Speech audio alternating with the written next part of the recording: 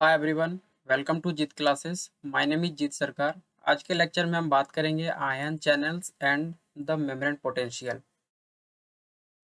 इससे पिछले लेक्चर में हम लोग बात किए थे मेम्ब्रेन के फंक्शन के बारे में, जिसमें कि हम secondary active transport, primary active transport के बारे में बात किए थे।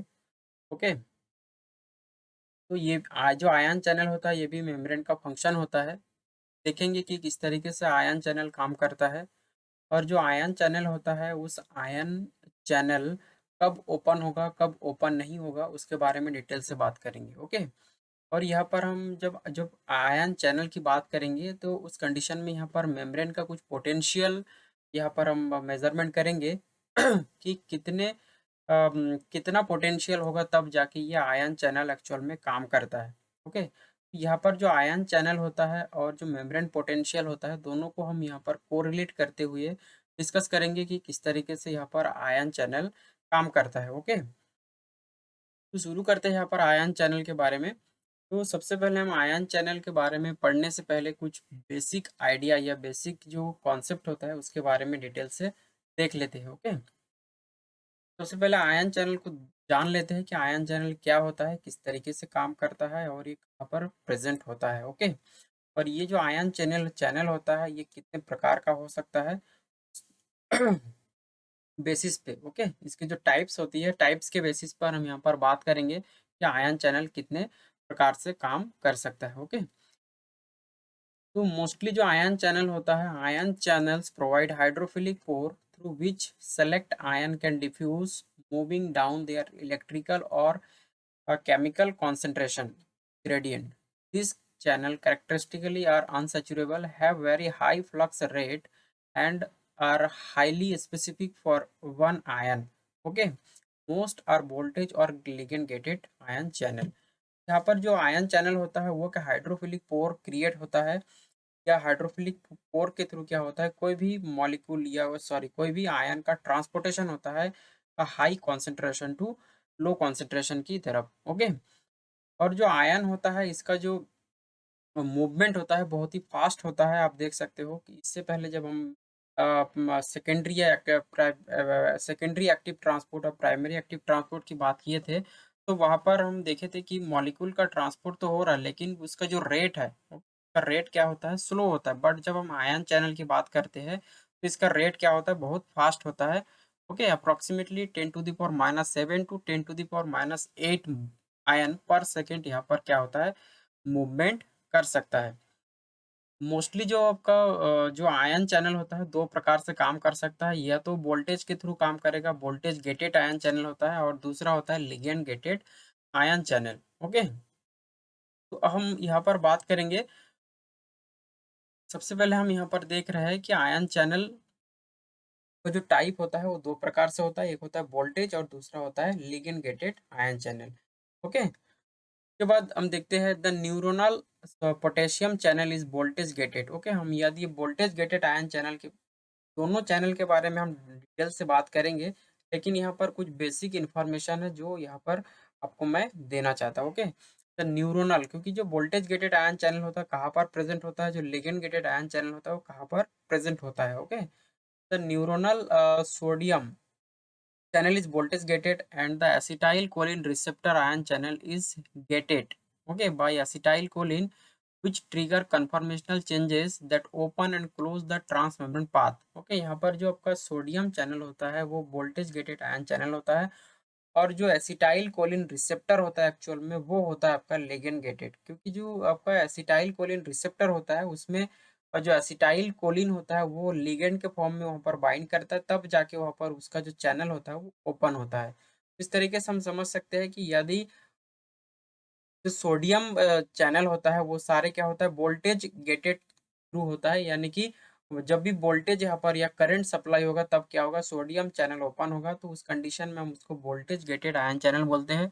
और जब कोई रिसेप्टर बाइंड होगा किसी भी चैनल में तो उस कंडीशन में हम क्या बोलते हैं उसको, लिगेंड या रिसेप्टर बोल सकते हैं। जो रिसेप्टर होता है उनमें कोई भी लिगेंड क्या होगा यहाँ पर बाइंड करेगा, तभी क्या होगा जो चैनल ओपन होगा उसको हम लिगेंड गेटेड चैनल के नाम से जानते हैं। ठीक है, और ये दोनों ही चैनल क्या होगा, ट्रांस मेम्ब्रेन होगा, यानी कि इंटीग्रल प्रोटीन यहाँ पर प्रेजेंट होगा। Ion channels together with ion pumps such as the sodium potassium ATPase determine a plasma membrane permeability to a specific ion and regulate the cytosolic concentration of ion and the membrane potential. Okay, इससे पहले हम लोग बात किए थे sodium potassium pump के बारे में। ओके, सोडियम पोटेशियम पंप होते हैं एक्चुअल में वो क्या करता है, मेम्ब्रेन के अंदर की जो पोटेंशियल होता है या जो पोटेंशियल का मतलब होता है जो मेम्ब्रेन के अंदर और बाहर कौन सा चार्ज लगा हुआ है, या पॉजिटिव होगा या नेगेटिव होगा।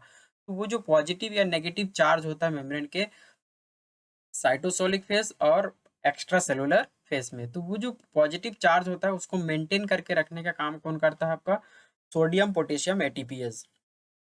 ओके, इन नर्वस सिस्टम और यू कैन से कि यहाँ पर कह सकते हो in neurons very rapid change in the activity of ion channel cause the changes in membrane potential. और जो मेम्ब्रेन पोटेंशियल होता है उसको हम एक्शन पोटेंशियल के नाम से जानते हैं। ओके, मेम्ब्रेन पोटेंशियल और action potential that carry signal from one end of neuron to the other end. Okay, यहाँ पर जो नर्वस सिस्टम होता है या जो न्यूरॉन्स होते हैं उनमें देखते हैं कि उसका जो इंफॉर्मेशन, क्योंकि न्यूरॉन्स क्या करता है, इंफॉर्मेशन को ब्रेन तक पहुंचाता है। यदि हम हमारे बॉडी की बात करें तो बॉडी की कोई भी जो ऑर्गन होता है या ओके, तो उसमें कोई भी अगर इंफॉर्मेशन आता है तो सबसे पहले उस इंफॉर्मेशन को न्यूरॉन सेल के थ्रू ब्रेन तक पहुंचाया जाता है और फिर वापस इंफॉर्मेशन भेजा जाता है कि वहां पर कुछ ना कुछ एक्टिविटीज हो रहा है। तो क्या होता है, जो न्यूरॉन्स होता है या जो नर्वस सिस्टम होता है वो क्या करता है, उसमें जो इंफॉर्मेशन होता है बहुत तेजी से यहाँ पर इंफॉर्मेशन एक जगह से दूसरे जगह पर ट्रांसफर होता है। और ये किसके वजह से होता है, ये होता है मेम्ब्रेन पोटेंशियल की वजह से। ओके, और जिसको हम क्या बोलते हैं, एक्शन पोटेंशियल के नाम से जानते हैं। ओके, हम देखेंगे स्ट्रक्चर में कि किस तरीके से यहाँ पर मेम्ब्रेन पोटेंशियल या एक्शन एक्शन पोटेंशियल जनरेट होता है और उसके वजह से यहाँ पर सिग्नल को कैरी किया जाता है एक सेल से दूसरे सेल में, इस तरीके से पहुंचाया जाता है। ठीक है, अब यहाँ पर हम बात करेंगे channel from aquaspore across the lipid bilayer through which solute can diffuse. Okay, यहाँ पर जो चैनल होता है वो सॉल्यूट को क्या करता है, यहाँ पर डिफ्यूज कर सकता है। Okay, whereas solute transport carried out by transporter can be active और passive through by channel is always passive. Okay, यहाँ पर हम बात करते हैं चैनल के बारे में बात कर रहे हैं और यहाँ पर इससे पहले हम ट्रांसपोर्टर के बारे में बात किए थे। जैसे कि यहाँ पर सोडियम ट्रांसपोर्टर लगा था तो उसमें क्या होगा, कोई भी सॉल्यूट का ट्रांसपोर्ट हो रहा था तो क्या हो रहा था, वहाँ पर डिफ्यूजन के थ्रू क्या हो रहा था, डिफ्यूजन के थ्रू क्या हो रहा था, सॉल्यूट का ट्रांसपोर्ट हो रहा था। तो वो क्या हो गया था, वहां पर एक तरीके की क्या होगा, पैसिव और एक्टिव ट्रांसपोर्ट दोनों में से कोई भी हो सकता है। जैसे इससे पहले हम लोग secondary active transport, primary active transport की बात किए थे, तो वहाँ पर पैसिव भी हो रहा था और एक्टिव ट्रांसपोर्ट भी हो रहा था। मोस्टली जो डिफ्यूजन होता है वो क्या होता है, हमारा पैसिव होता है।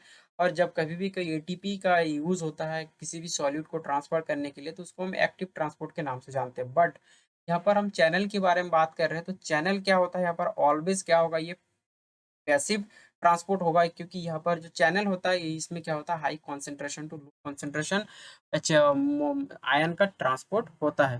तो ये बात आप हमेशा ध्यान में रखिएगा कि जब भी कोई भी चैनल काम करता है तो उसका जो ट्रांसपोर्टेशन होगा हमेशा से क्या होगा, पैसिव ट्रांसपोर्ट होगा। Most channels are selective ion channel. जितने भी यहाँ पर चैनल होते हैं वो चैनल क्या होता है, मोस्टली यहाँ पर क्या होता है, सेलेक्टिविटी बहुत इंपॉर्टेंट होता है। क्योंकि यहाँ पर इससे पहले हम लोग बात किए थे को ट्रांसपोर्टर के बारे में कि एक ही चैनल से या एक ही ट्रांसपोर्टर से 2 या 3 मॉलिक्यूल का ट्रांसपोर्ट हो रहा था। बट यहाँ पर क्या होगा, जब चैनल के बारे में बात करेंगे तो चैनल क्या होता है, सेलेक्टिव होता है यहाँ पर। क्योंकि ये क्या करता है, अगर सोडियम का ट्रांसपोर्ट होना है तो सिर्फ सोडियम को ही ट्रांसपोर्ट करेंगे, कैल्शियम का ट्रांसपोर्ट करना है तो सिर्फ कैल्शियम का चैनल होगा। तो इस तरीके से यहाँ पर जिस भी आयन का ट्रांसपोर्ट करना है यहाँ पर चैनल के थ्रू, तो उसके लिए क्या होगा, ये सेलेक्टिव होगा और उसी सेलेक्टिव चैनल से पर्टिकुलर आयन का ट्रांसपोर्ट होगा, विच अलाउ ऑर्गेनिक आयंस और appropriate size and undergo appropriate size and change to cross the membrane down their electrochemical gradient. Transport through ion channel is at least 1,000 times faster than movement through any known transporter. Okay, other channel conduct water or other small metabolites। यहाँ पर जब हम channel के बारे में बात करते हैं तो चैनल क्या होता है यहाँ पर, क्योंकि इसका जो रेट होता है, ट्रांसपोर्टेशन का जो रेट होता है, एटलीस्ट यहाँ पर कम से कम कितना होता है, यहाँ पर 1000 गुना क्या होता है, ज़्यादा होता है। इससे पहले हम लोग देखे थे जो ट्रांसपोर्टर होता है, उस ट्रांसपोर्टर के कंपैरिज़न में यदि हम देखें तो चैनल का जो मूवमेंट होता है, आयन का जो मूवमेंट होता है, ये 1000 यानी 1000 टाइम क्या होता है, ये ज़्यादा फ़ास्ट होता है। Okay, most channel are gated. Mostly क्या होता है, चैनल गेटेड होता है, और एक होता है नॉन गेटेड, दूसरा होता है गेटेड। तो मोस्टली जो चैनल होता है वो गेटेड होता है, यानी कि हमेशा से बंद रहता है, तो कभी भी कोई भी स्टिमुलस मिलता है तब जाके ओपन होता है। देखते हैं आगे क्या होता है।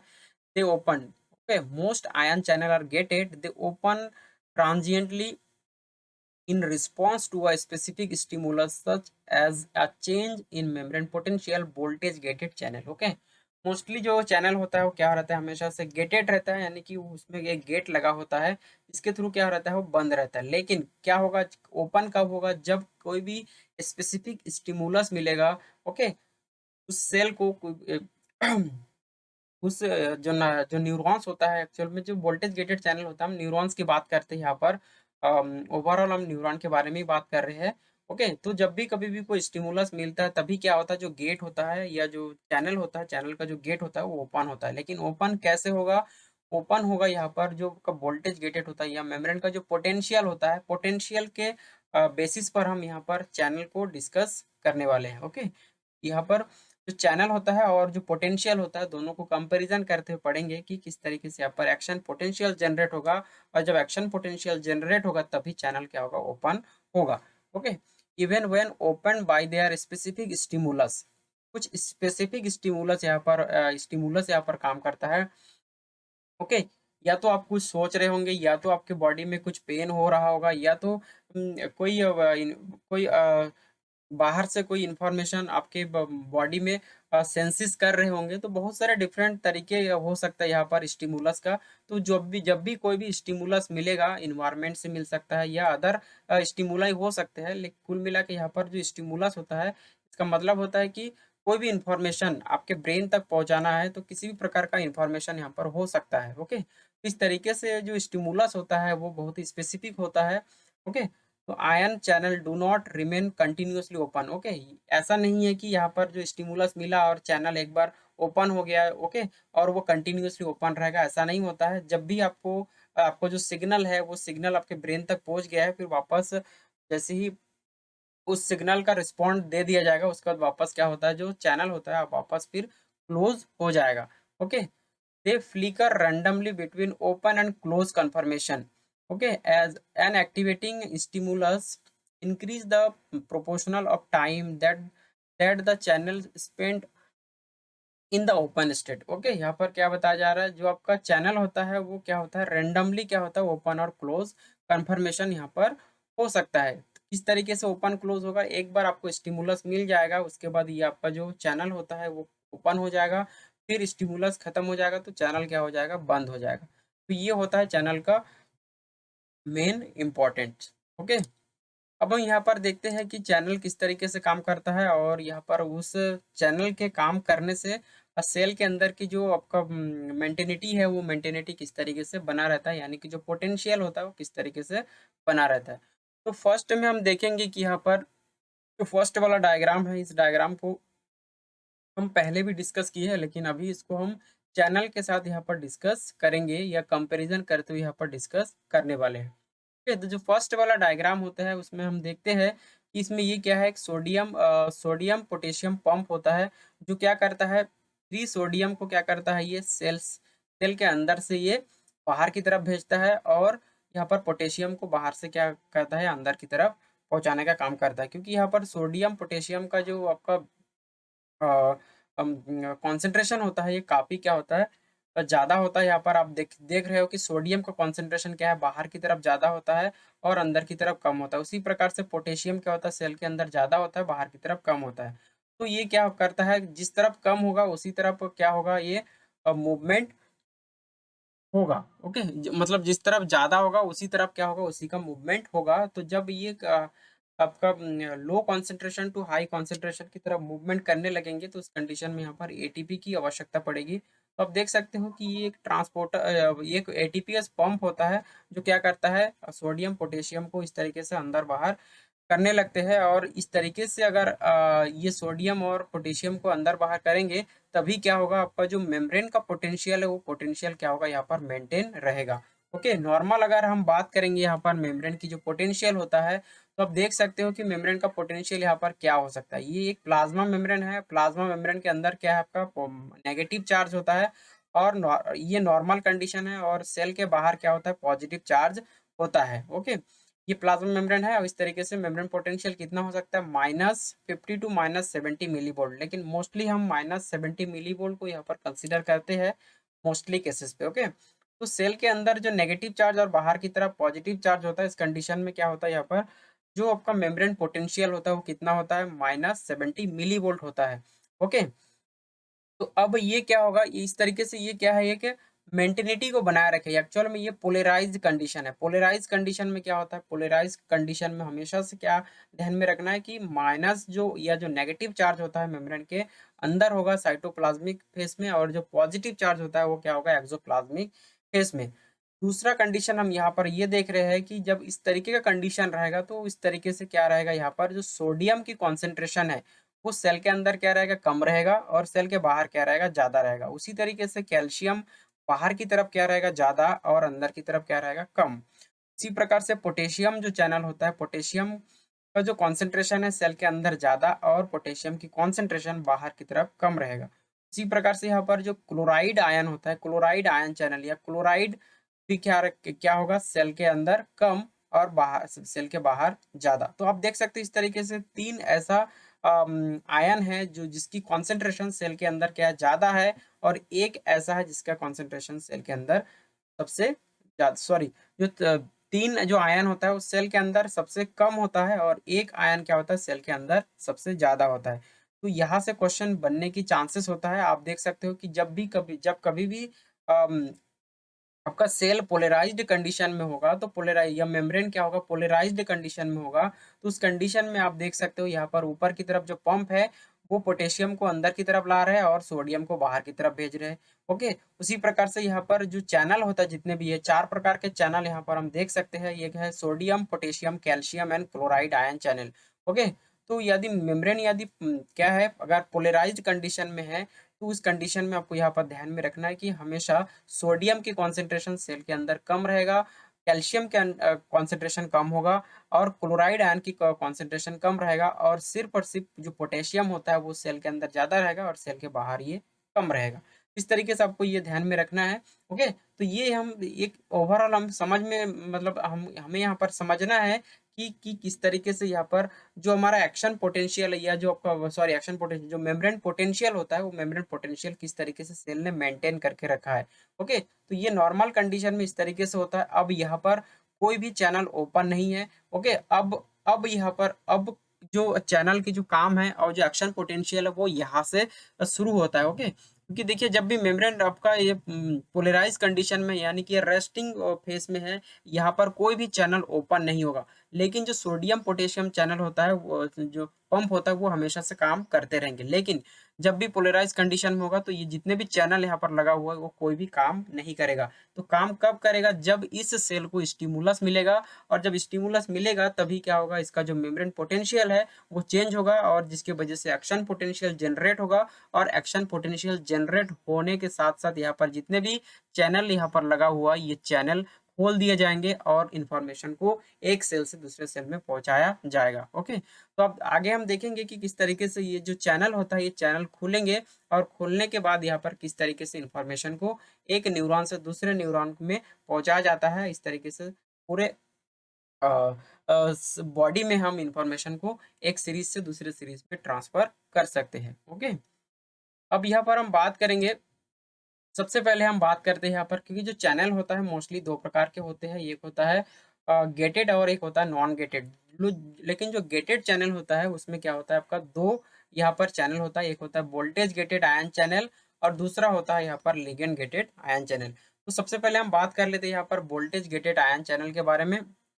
लेकिन जब वोल्टेज गेटेड आयन चैनल को हम यहाँ पर पढ़ेंगे, तो उसके साथ साथ यहाँ पर एक्शन पोटेंशियल को भी ध्यान में रखेंगे। ओके, तो यहाँ पर शुरू करते हैं वोल्टेज गेटेड आयन के बारे में।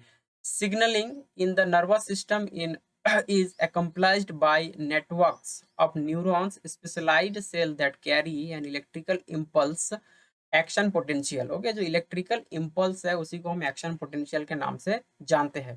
From one in one end of the cell body to an elongated cytoplasmic extension of axon. Okay, यहाँ पर अगर हम नर्वस सिस्टम की बात करेंगे, एक न्यूरॉन्स की बात यहाँ पर हम करेंगे, एक न्यूरॉन के बारे में। आप देख सकते हो ये है न्यूरॉन का स्ट्रक्चर, और न्यूरॉन का जो टिपिकल स्ट्रक्चर है इसमें हम देखेंगे कि ये सेल का बॉडी है, ये सेल बॉडी है, और सेल बॉडी में इसमें क्या है कि न्यूक्लियस प्रेजेंट होता है। अभी न्यूक्लियस का कोई काम नहीं है यहाँ पर। और जो इसका जो ये आप देख रहे हो कुछ फिंगर लाइक स्ट्रक्चर होते हैं, इसको हम डेंड्राइट्स के नाम से जानते हैं, और ये सेल बॉडी है। और ये जो का लॉन्ग या जो इलांगेटेड स्ट्रक्चर होता है इसी को हम बोलते हैं एक्सॉन। ओके, इसमें से क्या होगा, इन्फॉर्मेशन पास होगा। ओके, जब ये इन्फॉर्मेशन, जैसे ही यहाँ पर कुछ इन्फॉर्मेशन मिला डेंड्राइट्स को, जो डेंड्राइट्स होते हैं इसको कुछ इन्फॉर्मेशन मिला, तो ये इन्फॉर्मेशन क्या होता है, एक्सॉन के थ्रू क्या होता है, दूसरे न्यूरॉन्स में ट्रांसफर होता है। तो जब ट्रांसफर होता है तो जो एक्शन पोटेंशियल है वो एक्शन पोटेंशियल इसी एक्सॉन में क्या होगा आपका क्रिएट होता है। ओके, और जो एक्सॉन होता है ये बहुत सारे और भी बहुत सारे सेल्स के बने होते हैं, जैसे कि आप यहाँ पर देख रहे हो श्वान सेल होता है, कुछ श्वान सेल होता है इस एक्सॉन के अंदर। उसके बाद यहाँ पर ये जो आपका ये सारे एक्सॉन सेल्स होते हैं। ओके, ये पहला दूसरा इस तरीके से जो श्वान सेल होता है, और इसके बीच में जो कनेक्टिविटी होते हैं उसको हम नोड ऑफ रैनबीर कहते हैं। ओके, रैनबीर कहते हैं। और ये क्या है, आपका माइलिन शीथ के थ्रू ये कवर रहता है, जो आपका एक्सॉन होता है ये माइलिन शीथ के थ्रू कवर रहता है, ताकि जब भी एक्शन पोटेंशियल जनरेट हो तो वहां से कोई भी इलेक्ट्रिक चार्ज बाहर की तरफ मूवमेंट ना हो सके, और इंफॉर्मेशन को तेजी से एक सेल से दूसरे सेल में पहुंचाया जा सके, इसीलिए एक माइलिन शीथ भी लगा होता है। ओके, और इसका जो टर्मिनल पोर्शन होता है वो एक्सॉन का टर्मिनल्स होता है। ओके, इस तरीके से यह टर्मिनल है, तो यहाँ से कोई स्टिमुलस मिलेगा और इस एक्सॉन के थ्रू क्या होगा, उस स्टिमुलस या उस इंफॉर्मेशन को एक सेल से दूसरे सेल में पहुंचाया जाएगा। तब क्या होगा, जब पहुंचाया जाएगा तो उस कंडीशन को हम देखेंगे, जो एक्शन पोटेंशियल होता है, एक्शन पोटेंशियल एक्सॉन में किस तरीके से काम करता है। ओके, तो ये ओवरऑल स्ट्रक्चर हमें ध्यान में रखना है कि न्यूरॉन्स में या जो नर्वस सिस्टम होता है वो इस तरीके का स्ट्रक्चर उसमें होता है। और जब ये स्ट्रक्चर इस तरीके से होता है तो इसमें कुछ इंफॉर्मेशन आता है, तो किस तरीके से ये काम करता है। ओके, तो हम देखेंगे कि एक्शन पोटेंशियल किस तरीके से काम करता है। ओके, तो ये सिग्नलिंग मॉलिक्यूल, जैसे यहाँ पर हमने बताया कि कोई सिग्नल यहाँ पर नर्वस सिस्टम को मिलेगा, तो वो सिग्नल क्या होगा, यहाँ पर जो नर्वस सिस्टम होता है, जो न्यूरॉन्स होता है उसके थ्रू क्या होगा, एक सेल से दूसरे ट्रांसफर होगा। The electrical signal trigger release the neurotransmitter molecule at the synapse carrying the signal to the next cell in the circuit. Okay, यहाँ पर जो आपका जो नर्वस सिस्टम है, जो न्यूरॉन्स होता है उसमें क्या होता है, जब भी कोई इलेक्ट्रिकल सिग्नल यहाँ पर मिलेगा नर्वस सिस्टम को, तो उसका जो एंड वाला पोर्शन होता है, ओके, जो सिनाप्स का पोर्शन होता है, यानी कि दो न्यूरॉन्स के बीच में क्या होता है, सिनाप्स होता है, क्योंकि एक सेल से दूसरे सेल में पहुंचाना है। तो जब दो सेल आपस में इस तरीके से कनेक्ट तो नहीं रहता, बीच में थोड़ा सा गैप रहता है, जिसको हम सिनेप्टिक क्लैप के नाम से जानते हैं। ओके, तो जब भी कोई इन्फॉर्मेशन न्यूरॉन सेल को मिलेगा तो वहां पर कुछ न्यूरो क्या होगा, एक्टिवेट होगा या रिलीज होगा। ओके, उसी न्यूरो के थ्रू क्या होगा, दूसरे सेल को इंफॉर्मेशन दिया जाएगा। ओके, देखेंगे कि किस तरीके से यहाँ पर सिनाप्सिस बनता है या साइनाप्स बनता है, जिसके थ्रू इंफॉर्मेशन को पहुंचाया जाता है। Three type of voltage gated ion channel are essential to this signalling mechanism. यहाँ पर तीन प्रकार के वोल्टेज गेटेड आयन चैनल को हम देखते हैं। Okay, along the entire length of axon और voltage gated sodium channel। First हमारा यहाँ पर क्या है, जो सोडियम गेटेड वोल्टेज चैनल होता है, एक होता है यहाँ पर sodium channel which are close when the membrane is at rest। Okay, जो सोडियम जो चैनल होता है वो हमेशा से क्या रहता है, क्लोज रहता है। ओके, या रेस्टिंग फेस में रहता है। कब ये रेस्टिंग फेस में रहता है, यहाँ पर जो 70 मिली वोल्ट में जब होता है तब क्या हो, तब क्या होता है, सेल रेस्टिंग कंडीशन में होता है। Okay, but open briefly when the membrane is depolarized locally in response to acetylcholine or some other neurotransmitter। Okay, लेकिन यहाँ पर क्या होगा, जब डीपोलराइज कंडीशन होता है, एक तो हम बात कर रहे थे कि जब जो सेल होता है वो उसका जो पोलराइज कंडीशन होता है वो -70 मिली वोल्ट पे होता है। लेकिन क्या होगा, जब ये ओपन हो जाएगा तो जो जो मिली वोल्ट है वो चेंज हो जाएगा और सेल क्या होगा, पोलराइज से डीपोलराइज हो जाएगा। और जब डीपोलराइज कंडीशन होगा तो वहां पर क्या होगा, कुछ रिस्पॉन्स क्रिएट होगा, जिसके वजह से क्या होगा, यहाँ पर एसिटाइल कोलिन या कुछ और न्यूरोट्रांसमीटर क्या होगा, सीक्रेट होगा। ओके, तो ये स्ट्रक्चर के बारे में हम पहले भी बात किए हैं। तो ये है न्यूरॉन का स्ट्रक्चर, जिसमें क्या होगा, ये सारे कंडीशन फॉलो होगा, यानी कि इंफॉर्मेशन एक जगह से, एक एक न्यूरॉन का स्ट्रक्चर इसी प्रकार से हजारों लाखों की संख्या में न्यूरॉन, पूरा न्यूरॉन का जाल फैला हुआ है। तो मान के चलिए कि ये टर्मिनल एक्सॉन है। तो अब ये टर्मिनल एक्सॉन से दूसरे न्यूरॉन में हमें इंफॉर्मेशन पहुंचाना है। तो जब दूसरा न्यूरॉन यहाँ पर प्रेजेंट होगा तो इस दौरान क्या होगा, इंफॉर्मेशन, इस दौरान क्या होगा, कुछ न्यूरोट्रांसमीटर रिलीज किया जाएगा कि जो इंफॉर्मेशन है वो आगे पहुंचाना है कि नहीं पहुंचाना है। ओके, यहाँ पर दो कंडीशन होता है, एक होता है एक्साइटेटरी इंफॉर्मेशन, दूसरा होता है इनिबिटरी इंफॉर्मेशन। यदि इंफॉर्मेशन सीरियस है तो यहाँ पर एक्साइटेटरी इंफॉर्मेशन काम करेगा, यानी कि न्यूरोट्रांसमीटर काम करेगा। लेकिन यदि इंफॉर्मेशन उतना सीरियस नहीं है तब यहाँ पर क्या होगा, इनिबिटर न्यूरोट्रांसमीटर सीक्रेट होगा। तो दो प्रकार के न्यूरोट्रांसमीटर यहाँ पर सीक्रेट हो सकता है, एक होता है एक्साइटेटरी न्यूरोट्रांसमीटर और दूसरा होता है इनिबिटरी न्यूरोट्रांसमीटर। तो डिपेंड करता है इंफॉर्मेशन कितना सीरियस है। ओके, अब हम यहाँ पर बात करते हैं एक्शन पोटेंशियल के बारे में। ओके, जो एक्शन पोटेंशियल होता है वो किस तरीके से जनरेट होता है। अगर हम एक्शन पोटेंशियल के बारे में बात करेंगे तो एक्शन पोटेंशियल आप देख सकते हो यहाँ पर फिफ्थ स्टेज दिया हुआ है, 5 तरीके के यहाँ पर स्टेप्स दिया हुआ है। तो पहले एक एक करके हम समझते हैं कि इस तरीके से ये एक ग्राफ है, ये एक्स एक्सिस है, ये वाई एक्सिस है। जो एक्स एक्सिस है उसमें हम टाइम को मेजरमेंट करते हैं, और जो टाइम होता है वो मिली सेकेंड में यहाँ पर कंसिडर करते हैं, क्योंकि जो इन्फॉर्मेशन होता है वो मिली सेकेंड में ट्रांसफर होता है। ओके, यहाँ पर कुछ मतलब मिनट की जरूरत नहीं है, यहाँ पर मिली सेकेंड, बहुत ही कम समय में इन्फॉर्मेशन को भेजना होता है। तो टाइम को हम मिली सेकेंड में मेजरमेंट कर रहे हैं। और यहाँ पर क्या आता है, वोल्टेज, वोल्टेज यानी कि सेल के अंदर चार्ज कौन सा है, पॉजिटिव चार्ज है, नेगेटिव है, पॉजिटिव है, कौन सा चार्ज है, तो उसको हम मिली वोल्ट से यहाँ पर कंसिडर करेंगे। तो यहाँ पर दो ग्राफ हमने यहाँ पर लिए है, सॉरी, एक ग्राफ लिए है, इसमें दो एक्सिस है, एक है टाइम जिसको मिली सेकेंड में कंसिडर कर रहे हैं, और दूसरा क्या है, वोल्टेज, जिसको हम मिली वोल्ट में कंसिडर कर रहे हैं। ओके, अब देखते हैं एक्शन पोटेंशियल क्या होता है। Action potential, an action potential is a rapid rise and subsequent fall in voltage or membrane potential across the cellular membrane with a characteristic pattern। Okay, यहाँ पर एक पैटर्न दिया हुआ है, आप देख सकते हो यहाँ पर इस तरीके से, ये आप देख सकते हो यहाँ पर ये जो पैटर्न दिया हुआ है, -70 मिली वोल्ट दिया हुआ है। उसके बाद ये जो आपका एक ग्राफ जो है क्या ऊपर की तरफ अचानक से हो गया है, उसके बाद फिर वापस नीचे की तरफ आया है। इस तरीके से जो जीरो होता है, हम यहाँ से जीरो कंसीडर करते हैं, तो जीरो से बहुत कम है ये मिली वोल्ट। ओके, क्या है, -70, यानी कि जीरो से बहुत कम होता है यहाँ पर। लेकिन ये ज्यादा कब होगा वो डिपेंड करेगा आपके एक्शन क्या होता है। ओके, स्टिमुलस क्या है। Sufficient current is required to initiate the voltage response in a cell membrane. If the current is insufficient या insufficient or depolarized the membrane to the threshold level and action potential will not fire। Okay, यहाँ पर क्या होगा, sufficient current, current का मतलब यहाँ पर क्या होता है, एक इंफॉर्मेशन, कितना इंफॉर्मेशन होना चाहिए कि आपका एक्शन पोटेंशियल जनरेट हो।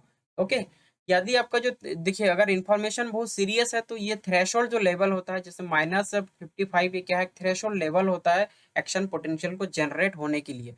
ओके, यदि जो थ्रेशोल्ड लेवल होता है, यदि वहां तक इंफॉर्मेशन नहीं पहुंचता है, या जो वोल्टेज है वो अगर -55 से क्रॉस नहीं होता है, तब कोई भी आपका एक्शन यहाँ पर नहीं होगा, कोई भी एक्शन पोटेंशियल जनरेट नहीं होगा। ओके, तो सफिशियंट करंट, यहाँ पर करंट का मतलब है इंफॉर्मेशन कितने, तो सफिशियंट इंफॉर्मेशन होना चाहिए, और सफिशियंट इंफॉर्मेशन होने के बाद ही यहाँ पर जो थ्रेशोल्ड लेवल है वो क्रॉस हो जाएगा, और क्रॉस होने के बाद ही यहाँ पर क्या होगा, आपका एक्शन पोटेंशियल जनरेट होगा। यदि इंफॉर्मेशन उतना सीरियस नहीं है या इनसफिशियंट है, इनसफिशियंट मतलब यह जो -50 यहाँ पर दिया हुआ है आपका मिली वोल्ट, यदि यहाँ तक क्रॉस नहीं हो पाया तो यहाँ पर कोई भी एक्शन पोटेंशियल जनरेट नहीं होगा। ओके, और यहाँ पर क्या बताया जा रहा है, और ये जो एक्शन पोटेंशियल, इस तरीके का एक्शन पोटेंशियल कहाँ कहाँ पर प्रेजेंट हो सकता है, एग्जाम्पल के फॉर्म में हम देख सकते हैं। Example of cell that signal via action potential are neurons और मसल सेल। जितने भी न्यूरॉन सेल होते हैं उनमें इस तरीके की एक्शन पोटेंशियल जनरेट होता है, और जो मसल सेल्स होता है, क्योंकि आप देखते हो कि मसल का कॉन्ट्रैक्शन भी कुछ मिली सेकेंड में आप देखते हो, जब मसल का कॉन्ट्रैक्शन होता है तो उसमें भी इस तरीके का इन्फॉर्मेशन दिया जाता है, तभी मसल कॉन्ट्रैक्शन होता है। तो एग्जाम्पल के थ्रू हम यहाँ पर देख रहे हैं, एक है हमारा न्यूरॉन और दूसरा होता है हमारा मसल सेल। ओके, अब हम यहाँ पर समझते हैं कि ये जो आपका जो एक्शन पोटेंशियल है, इसका जो ग्राफ है ये किस तरीके से काम करता है। ओके, तो ग्राफ को समझने के लिए हमें यहाँ पर ध्यान में रखना है कि हमारा जो फर्स्ट स्टेप होता है, कि हमारा फर्स्ट जो स्टेप होता है, आप देख सकते हो ये हमारा फर्स्ट स्टेप है। तो फर्स्ट स्टेप में क्या बताया जा रहा है, stimulus start the rapid change in voltage or action potential, okay, in patch clamp mode। ये कि पैच क्लैंप जो होता है ये क्या है, एक टेक्निक होता है जिसके थ्रू हम सेल के जो मेम्ब्रेन पोटेंशियल होता है उस मेम्ब्रेन पोटेंशियल को मेजरमेंट कर सकते हैं। ओके, तो टेक्निक के बारे में अभी हम यहाँ पर डिटेल से बात नहीं कर रहे हैं, तो हमें याद रखना है कि ये पैच क्लैंप एक टेक्निक होता है जिसके थ्रू हम क्या कर सकते हैं, जो पोटेंशियल होता है पोटेंशियल को मेंटेन कर सकते हैं। Okay, sufficient current must be administered to the cell in order to rise the voltage above the threshold voltage to start membrane depolarization।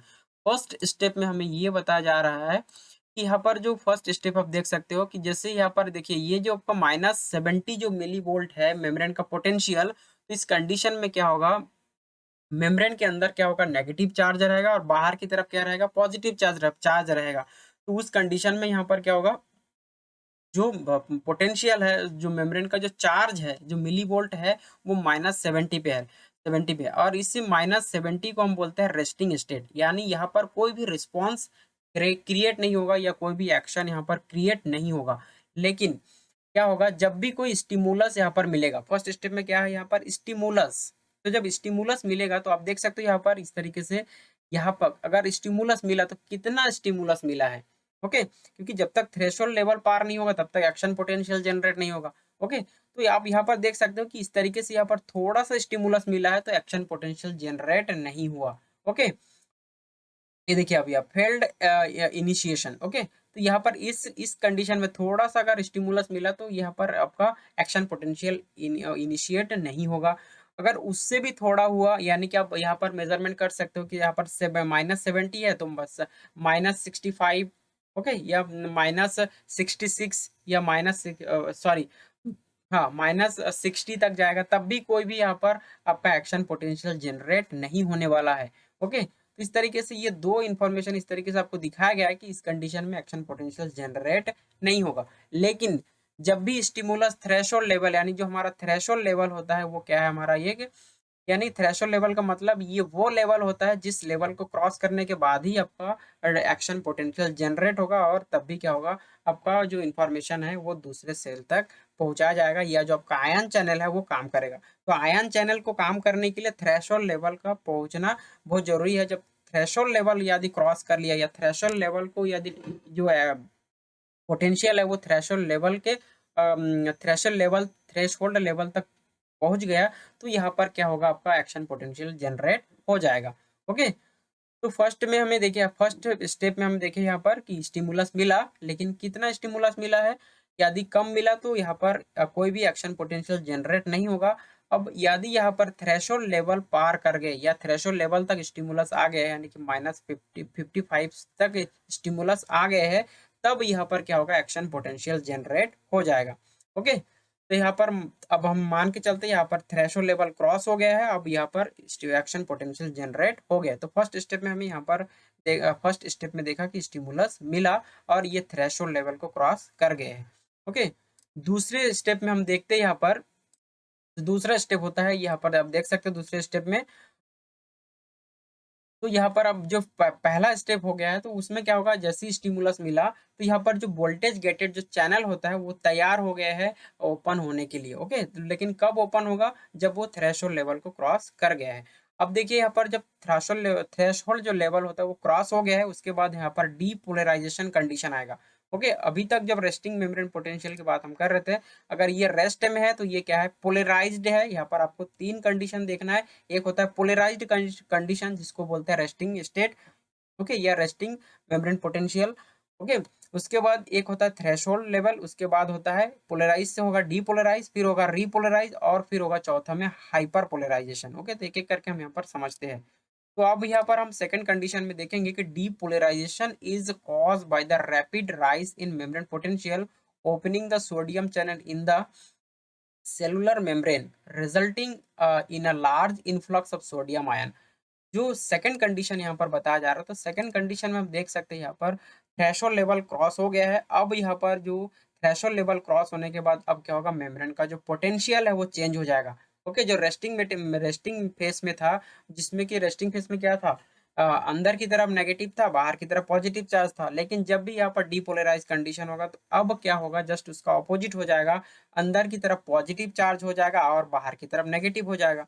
Okay, तो अंदर की तरफ पॉजिटिव क्यों होगा, क्योंकि यहाँ पर जैसे ही डीपोलराइजेशन कंडीशन होगा तो यहाँ पर सोडियम आयन की एंट्री शुरू हो जाएगा। आप देख सकते हो डीपोलराइजेशन कंडीशन में सोडियम आयन इन, ओके, यानी कि सोडियम आयन बाहर से अंदर की तरफ आने लगेगा और सोडियम में प्लस चार्ज होता है तो अंदर की तरफ प्लस चार्ज की कॉन्सेंट्रेशन क्या होगा, यहाँ पर ग्रेडियंट बढ़ते जाएगा। ओके, अब उस कंडीशन में एक्शन पोटेंशियल तो जनरेट हो चुका है। जैसे ही डीपोलराइजेशन रिपोलराइजेशन होगा तो यहाँ पर एक्शन पोटेंशियल जनरेट हो चुका है।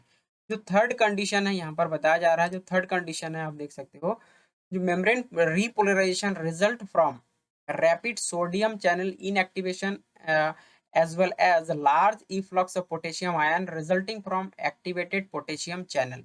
ओके, जो थर्ड कंडीशन है, थर्ड कंडीशन में क्या है, एक्शन पोटेंशियल जनरेट हो चुका है। अब क्या होगा, सेल वापस से पोलराइज्ड कंडीशन में आने की कोशिश करेगा, क्योंकि एक्शन पोटेंशियल जनरेट हो गया है, इंफॉर्मेशन पहुंच गया है। अब जब इंफॉर्मेशन पहुंच गया है तो वापस से क्या होगा, सेल अपने पोलराइज कंडीशन को मेंटेन करने की कोशिश करेगा। उस कंडीशन में क्या होगा, यहाँ पर रीपोलराइजेशन कंडीशन की रीपोलराइजेशन यहाँ पर शुरू हो जाएगा। पोलराइजेशन जब शुरू होगा तो यहाँ पर सोडियम आयन की एंट्री क्या हो जाएगा, बंद हो जाएगा, यानी कि सोडियम चैनल क्या हो जाएगा, यहाँ पर क्लोज हो जाएगा। और उस कंडीशन में क्या होगा, यहाँ पर पोटेशियम आयन को खोल दिया जाएगा। और पोटेशियम आयन को खोलते ही क्या होगा, यहाँ पर रीपोलराइजेशन कंडीशन स्टार्ट हो जाएगा। ओके, आप देख सकते हो पोटेशियम आयन सेल के अंदर से बाहर की तरफ मूवमेंट करना शुरू हो गया है। ओके, तो ये थर्ड कंडीशन था। फोर्थ कंडीशन में हम देखते हैं, जो फोर्थ कंडीशन हमारा क्या है, hyper polarisation is lowered membrane potential cause by the efflux of potassium ion and closing the potassium channel.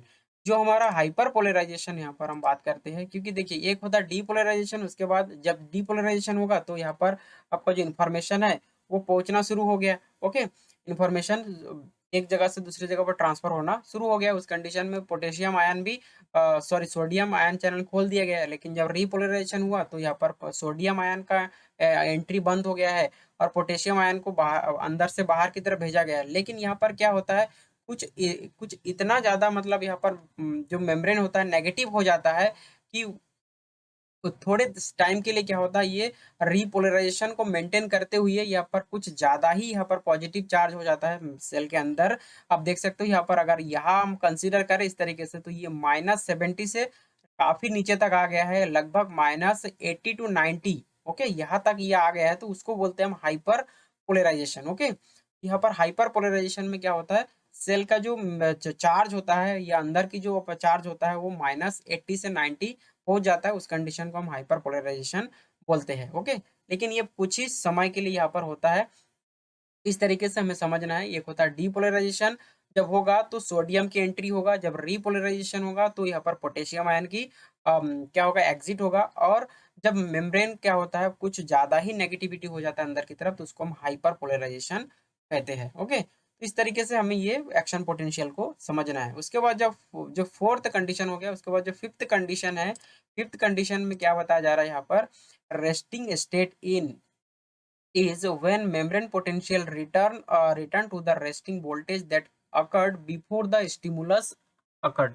Okay, यहाँ पर क्या होगा, जो रेस्टिंग स्टेट होता है वो कब शुरू होगा, रेस्टिंग स्टेट में जब वोल्टेज जो वोल्टेज गेटेड आयन चैनल होता है वो सारे क्या होगा, फिर से वापस अपने री स्टेट में आने की कोशिश करेगा। ओके, देखिए यहाँ पर पोलराइज कंडीशन में आने की कोशिश करेगा। जब सेल अपने पोलराइज कंडीशन में आने की कोशिश करेगा तो यहाँ पर क्या होगा, तो ये सारे जो चैनल होता है पहले ओपन था, अब क्या होगा ये सारा जो चीज़ है वो क्या होगा क्लोज़ हो जाएगा, क्योंकि यहाँ पर सोडियम की एंट्री भी क्लोज़ हो जाएगा, पोटेशियम की एंट्री भी क्लोज़ हो जाएगा। ओके, तो उस कंडीशन में सेल क्या होगा फिर से रेस्टिंग स्टेट में आ जाएगा। तो इस तरीके से हमें यहाँ पर एक्शन पोटेंशियल को समझना है कि जब कभी भी कोई स्टिमुलस मिलता है, तो स्टिमुलस के मिलते ही यहाँ पर क्या होगा सेल पोलराइज से डीपोलराइज होगा, और जब डीपोलराइज होगा तो सोडियम आयन की एंट्री होगा, और सोडियम आयन की एंट्री हुआ मतलब एक्शन पोटेंशियल जनरेट हो गया है, इंफॉर्मेशन पहुंच गया है। जैसे इंफॉर्मेशन पहुंच गया है तो उसके बाद क्या होगा सेल वापस से रीपोलराइज हो जाएगा, और रीपोलराइज होने के बाद फिर कुछ माइनस चार्ज ज्यादा हो जाएगा जिसकी वजह से हाइपर पोलराइज हो जाएगा, लेकिन उस हाइपर पोलराइजेशन को मेंटेन कर दिया जाएगा किसके थ्रू, सोडियम पोटेशियम पंप के थ्रू। यहाँ पर ये जो चार्ज होता है चार्ज को मेंटेन कर लिया जाएगा, और वापस सेल क्या होगा रेस्टिंग स्टेट में पहुंच जाएगा। तो इस तरीके से ये एक्शन पोटेंशियल जनरेट होता है न्यूरॉन्स में, और वहां पर ट्रांसमिट जो इन्फॉर्मेशन होता है इन्फॉर्मेशन को एक जगह से दूसरी जगह पर ट्रांसफर कर दिया जाता है। ओके, तो ये था कुछ बेसिक बेसिक इन्फॉर्मेशन जो एक्शन पोटेंशियल के बारे में। अब हम यहाँ पर बात करते हैं जो हमारा वोल्टेज गेटेड आयन चैनल होता है उसका रोल क्या होता है, और जो लिगेंड गेटेड आयन चैनल होता है उसका रोल क्या होता है। ओके, तो role of voltage gated and ligand gated ion channel in neuron neural transmission. Okay, जो नर्वस सिस्टम होता है जो न्यूरॉन सेल होता है उनमें वोल्टेज गेटेड और लिगेंड गेटेड चैनल किस तरीके से यहाँ पर काम करता है उसको देखेंगे, क्योंकि दोनों का काम क्या है एक ही साथ होता है। वोल्टेज का काम भी और लिगेंड गेटेड चैनल एक साथ काम करेगा तभी कोई इन्फॉर्मेशन एक जगह से दूसरी जगह पर पहुंच पाएगा। ओके, तो यहाँ पर देखते हैं initially the plasma membrane of the pre synaptic neuron is polarised inside negative. जो पोलराइज कंडीशन होगा तो अंदर की तरफ क्या कौन सा चार्ज होगा, negative charge, through the action of the electrogenic sodium potassium ATPase which pump out 3 sodium और for every 2 potassium pump in. Okay, ये क्या होगा जब इनसाइड अंदर की तरफ नेगेटिव चार्ज आएगा तो ये क्या आएगा पोलराइज कंडीशन होगा। पोलराइज कंडीशन में सोडियम पोटेशियम पंप यहाँ पर काम करता है, और 3 सोडियम को ये क्या करता है अम, अंदर से बाहर की तरफ भेजता है, या और 2 पोटेशियम को क्या करता है ये बाहर से अंदर की तरफ ये ले आता है। तो इस कंडीशन में जो नेगेटिव जो चार्ज होता है ये मेम्ब्रेन के अंदर क्या होता है नेगेटिव, और बाहर की तरफ पॉजिटिव चार्ज होता है, ये नॉर्मल है। ओके, ये क्या है पोलराइज्ड कंडीशन है।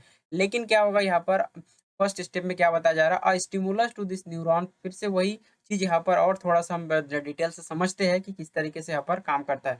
A stimulus to this neuron cause an action potential to move along the axon blue arrow. यहाँ पर हम स्ट्रक्चर के थ्रू देखेंगे जिसमें ब्लू एरो के थ्रू हम एक्सॉन को दिखाया गया है away from the cell body. Okay, तो सेल बॉडी में क्या होगा कोई भी स्टिमुलस मिला तो स्टिमुलस मिलने के बाद यहाँ पर क्या होगा जो एक्सॉन है एक्सॉन के थ्रू क्या होगा यहाँ पर इंफॉर्मेशन को पहुंचाया जाएगा दूसरे सेल में। ओके, तो यहाँ पर जब स्टिमुलस मिलता है तो एक्शन पोटेंशियल जनरेट होगा, और एक्शन पोटेंशियल जनरेट होने के बाद एक्सॉन के थ्रू क्या होगा यहाँ पर इंफॉर्मेशन को दूसरे आपका न्यूरॉन में पहुंचाया जाएगा।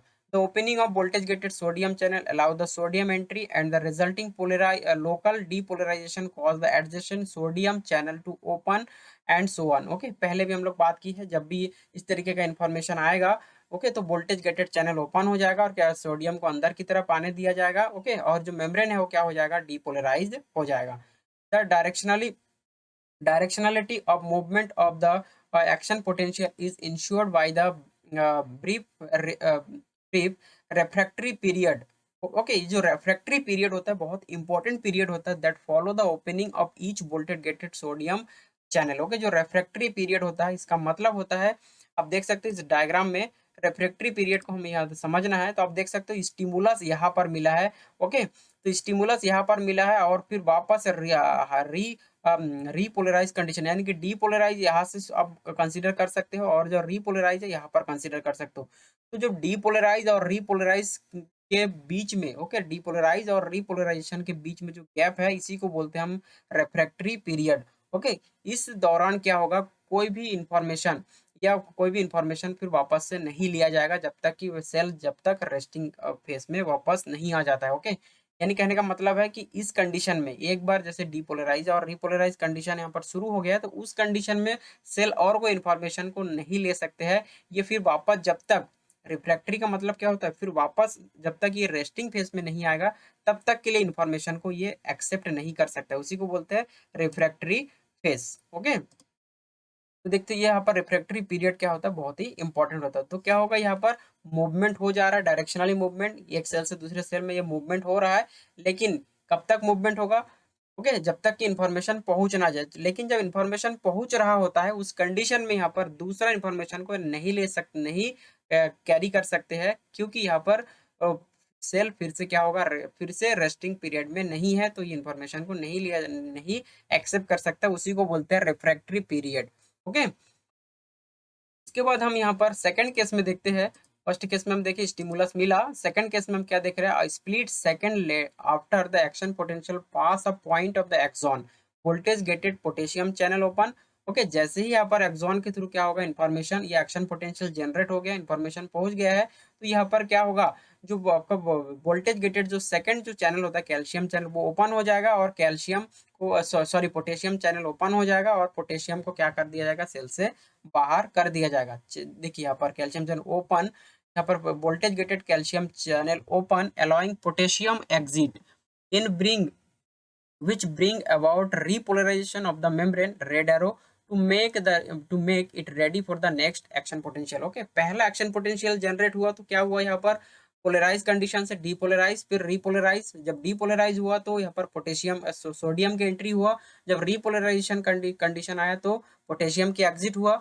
ओके, और ये क्या होगा, इस तरीके से मेंटेन करेगा दूसरे सेल के। ओके, तो ये हो गया एक एक्शन पोटेंशियल। उसके बाद जब ये दूसरा एक्शन पोटेंशियल को ये मेंटेन करने की कोशिश करेगा, तो उस कंडीशन में भी ऐसा ही सेम कंडीशन यहाँ पर होगा। एक न्यूरॉन के साथ जो हो रहा है, सेकंड न्यूरॉन के साथ, तीसरे न्यूरॉन के साथ, इस तरीके से पूरे न्यूरॉन सिस्टम में इस तरीके का इन्वायरमेंट बना रहेगा, तभी इंफॉर्मेशन एक न्यूरॉन से दूसरे न्यूरॉन में पहुंचता है।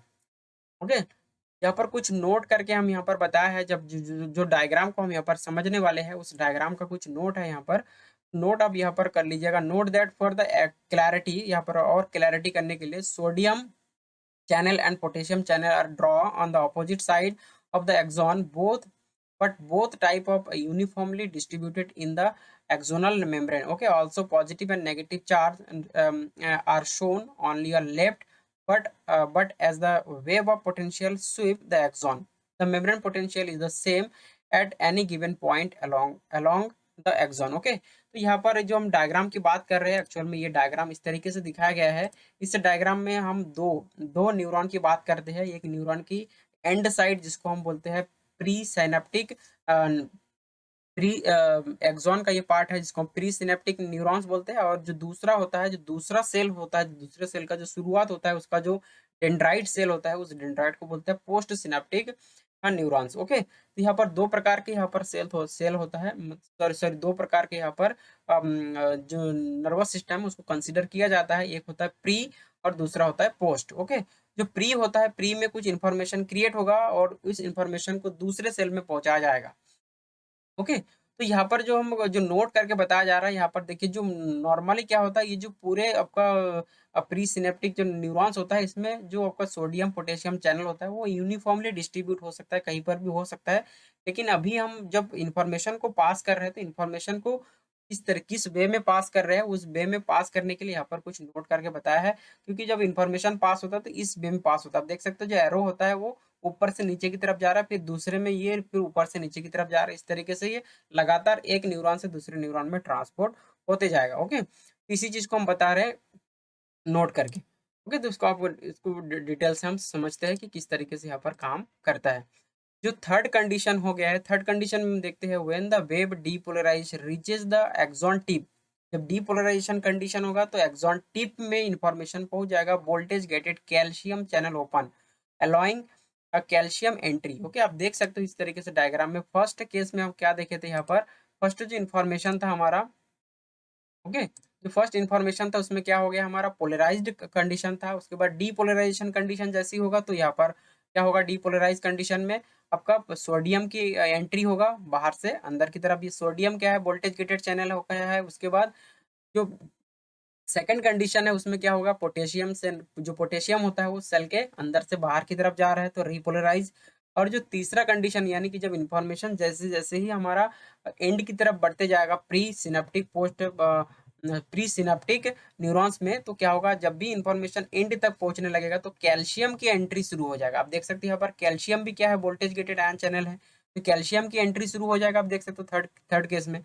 उसके बाद जब हम बात करते हैं कैल्शियम, ये देखिए कैल्शियम की एंट्री हो गया है। अब जब कैल्शियम की एंट्री हो चुका है, उसके बाद जो फोर्थ कंडीशन है उसमें हम देखते हैं the resulting increase the internal calcium. Okay, अब क्या हो, कैल्शियम की एंट्री शुरू हो गया है। जैसे ही कैल्शियम की एंट्री शुरू हो गया तो कैल्शियम का रोल क्या है, trigger in internal calcium concentration triggers exocytotic release the neurotransmitter acetylcholine into the synaptic cleft।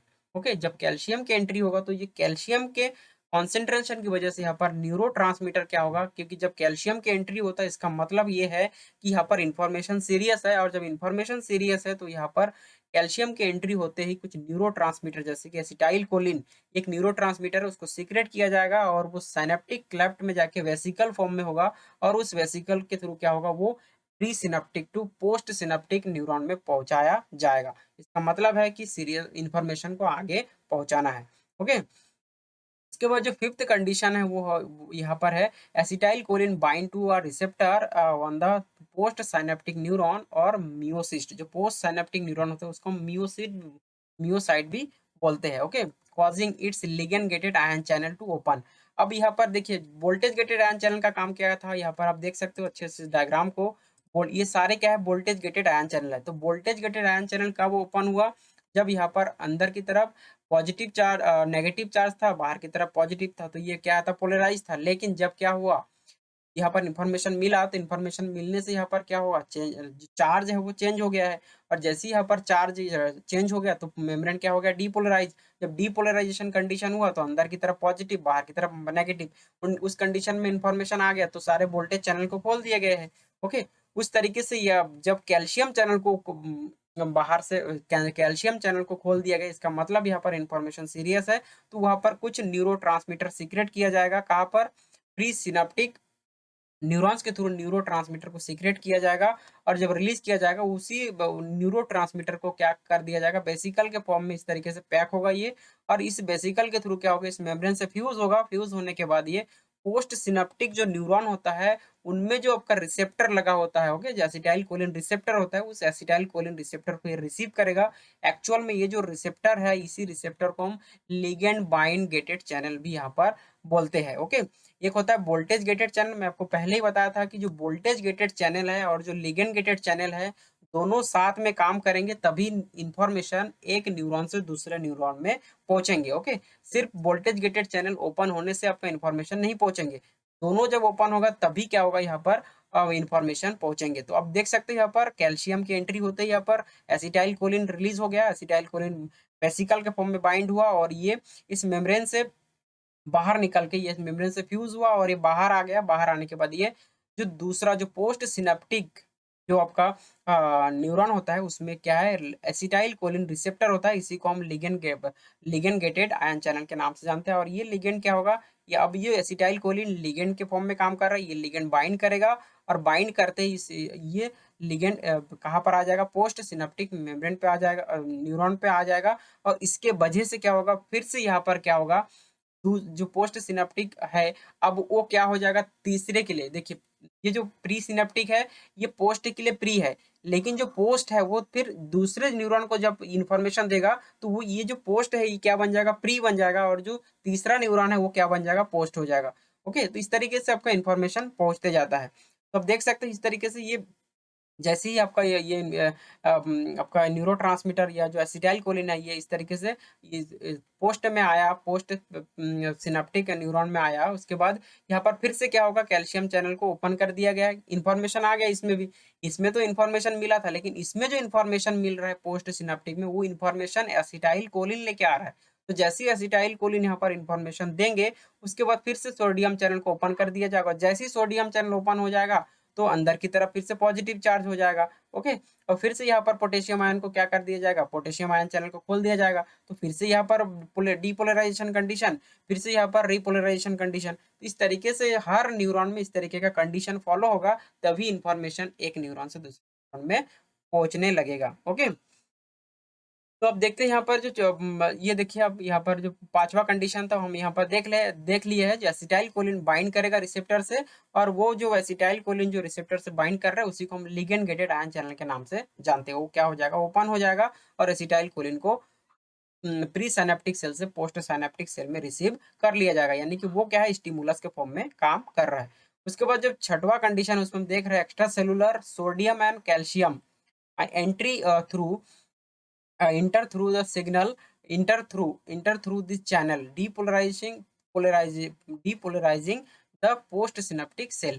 Okay, तो यहाँ पर जो लास्ट हमारा कंडीशन है, आप देख सकते हैं यहाँ पर लास्ट कंडीशन में extra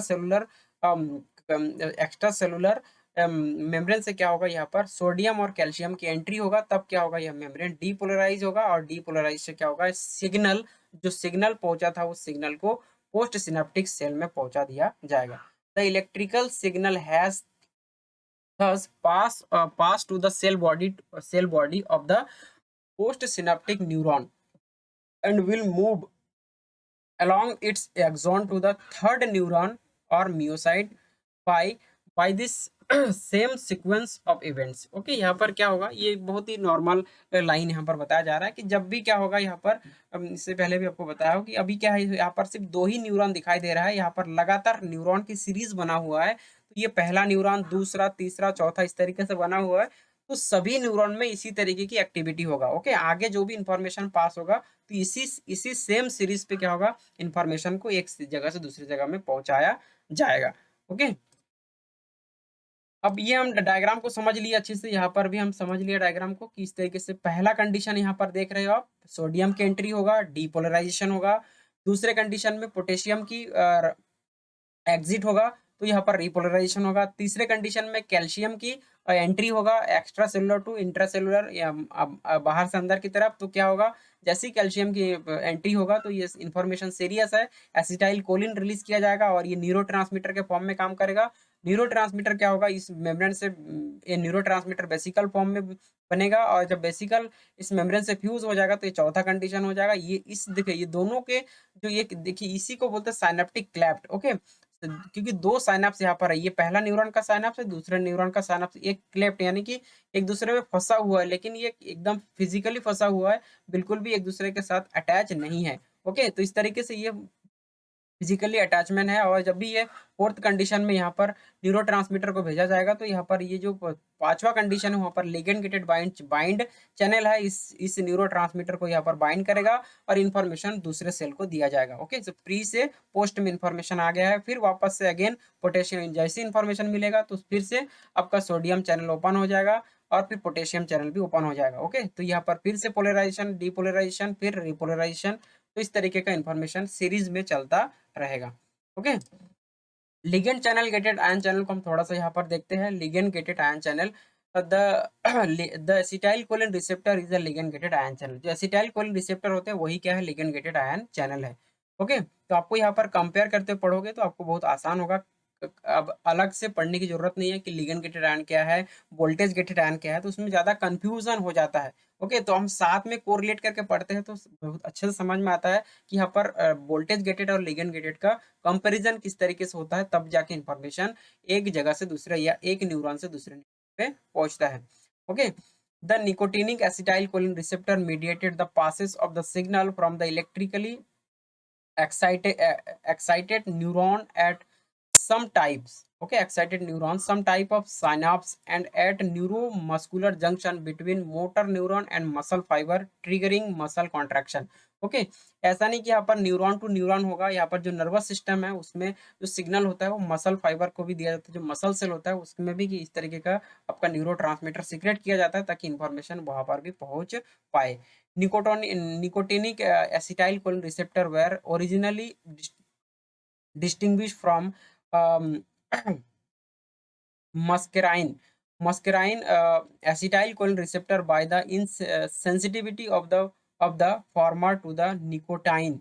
The later of the mushroom alkaloid muscarine, they are structurally or functionally different. यहाँ पर जो निकोटिनिक एसिटाइल कोलिन रिसेप्टर है उसको हम इस तरीके से मशरूम में देख सकते हैं। मशरूम के जो एल्कोलाइड मस्कराइन होता है उसमें इस तरीके का आपका उसमें भी इस तरीके का रिसेप्टर देखा गया है। ओके, तो आपको यहाँ पर ध्यान में रखना है जो एसिटाइल कोलिन होता है उसका रिसेप्टर होता है और एसिटाइल कोलिन जो होता है वो न्यूरोट्रांसमीटर के फॉर्म में सीक्रेट होता है और उसी को क्या करता है सिग्नल के फॉर्म में रिसीव किया जाता है। Acetylcholine release by the presynaptic neuron और motor neuron diffuse a few microsecond, okay, microsecond to the plasma membrane of the postsynaptic neuron और myocyst, ओके वो जो पोस्ट सिनेप्टिक न्यूरॉन होता है उसको हम म्योसिस्ट भी कहते हैं where it bind to the acetylcholine receptor. तो हम पहले भी डायग्राम में देखे हैं इस तरीके से आप देख सकते हो यहाँ पर ये क्या है हमारा प्री सिनेप्टिक न्यूरॉन है इसमें क्या है एसिटाइल कोलिन इस तरीके से ये न्यूरोट्रांसमीटर के फॉर्म में काम कर रहा है और ये क्या है जब यहाँ से रिलीज होगा तो यहाँ पर क्या होगा ये पोस्ट सिनेप्टिक सेल में क्या होगा ये बाइंड हो जाएगा। ओके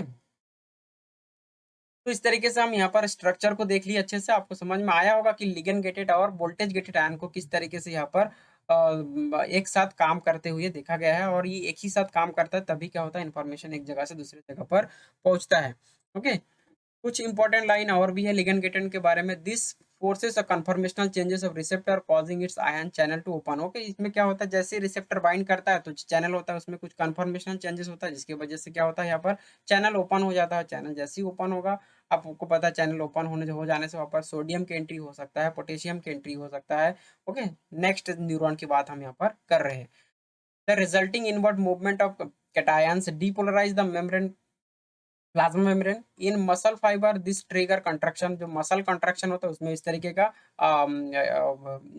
इस तरीके का इन्वायरमेंट देखा गया है। ओके मसल कॉन्ट्रैक्शन में भी इसी तरीके का प्रोसेस फॉलो होता है। The acetylcholine receptor allow ready pass of sodium calcium and potassium ion but other cation and small anion are unable to passes. यहाँ पर जब भी इस तरीके का आपका एसिटाइल कोलिन रिसेप्टर यहाँ पर बाइंड करेगा तो उसके बाद बाइंड करने से यहाँ पर सिर्फ सोडियम पोटेशियम और कैल्शियम आयन का ही क्या होगा यहाँ पर मूवमेंट होगा किसी और आयन का यहाँ पर मूवमेंट होने की कोई चांसेस नहीं होता है। क्योंकि जब नर्वस सिस्टम की बात करते हैं जब न्यूरॉन की बात करते हैं यहाँ पर इंफॉर्मेशन जब पहुंचता है एक न्यूरॉन से दूसरे न्यूरॉन में तो इस तरीके से एसिटाइल कोलिन जो रिसेप्टर होता है उसके खुलने से क्या होता है ओपन होने से सिर्फ इस तीन आयन को ही क्या कर दिया जाता है आपका एक इस तीन चैनल को ही ओपन किया जाता है बाकी कोई भी चैनल को यहाँ पर ओपन नहीं किया जा सकता है। Okay movement of sodium through an acetylcholine receptor ion channel is unsaturable it is rate. okay its rate is linear with respect to extracellular sodium concentration and very fast about 2 into 10 to the power minus 7 ion per second under physiological condition। यहाँ पर देखिए जब movement होगा sodium ion का यहाँ पर okay तो sodium ion का जो मूवमेंट होगा यहाँ पर तो ये क्या है ये अनसेचुरेबल है यानी कि यहाँ पर जो कॉन्सेंट्रेशन एक लीनियर रिस्पेक्ट में यहाँ पर क्या होगा कॉन्सेंट्रेशन यहाँ पर बना रहेगा। ओके ऐसा नहीं कि ये सेचुरेट हो जाएगा ऐसा नहीं अनसेचुरेबल है अनसेचुरेबल यहाँ पर होगा। ओके इसका ये कि जो जो सीक्वेंस होता है या इसका जो मूवमेंट होने का जो एक सीरीज होता है वो सीक्वेंस सीक्वेंस में होगा उसका जो कॉन्सेंट्रेशन है वो कॉन्सेंट्रेशन क्या होगा यहाँ पर वेरी फास्ट होगा और अप्रोक्सीमेटली यहाँ पर 2 into 10 to the power -7 ion पर सेकंड यहाँ पर क्या होगा आपका ट्रांसपोर्ट होगा अंडर फिजियोलॉजिकल कंडीशन यानी कि सब कुछ यदि नॉर्मल है तो नॉर्मल कंडीशन में इतना आयन का क्या होगा मूवमेंट पर सेकंड यहाँ पर होता है तभी जाके क्या होगा ये बहुत फास्ट इस तरीके इसीलिए हम बोलते हैं कि जो न्यूरॉन में होता है कोई भी इंफॉर्मेशन भेजा जाता है तो बहुत फास्ट होता है तो ये फास्ट इसी तरीके से यहाँ पर ये काम करता है।